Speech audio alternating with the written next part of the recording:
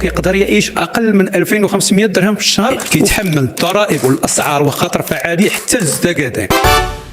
في اطار المخلوقات النادره في هذا المعرض كنقدموا لكم اندر سيريه في العالم ما كاينه في حتى بلاصه من غير المغرب. هذا المخلوق سميتو المواطن المغربي، كيتحمل الضرائب والاسعار وخطر فعالي حتى الزكاه. المراره ديالو تبارك الله ما كتفقعش، كيتسنى الوعود 30 عام هذه، تصوروا وباقي كيتسنى. عنده قدره احتمال رهيبه، تصوروا كيقدر يعيش اقل من 2500 درهم في الشهر وفي 2026 كيتحمل غلاء المعيشه بطريقه ازدكاكيه، كيصبر على الاصلاحات، يخلص الفاكتورات ديال الماء والضوء، يخلص اختلالات المسؤولين والصناديق المنهوبه. تصوروا ان هذا المخلوق كيعيش غلا من المواطن في اوروبا او امريكا، والسميك ديالو تقريبا ما واصل حتى للربع ديالو. البطاله والفقر والجوع والعطش والجهل والقمع ما كيصوروا منه والو. واحد النويطه، هذه السيريات ديال المواطنين ديالنا غير مخصصه للتصدير، باش تكونوا على بال. يلا شي تصفيقات حاره لانذر مخلوق صبار في افريقيا والعالم.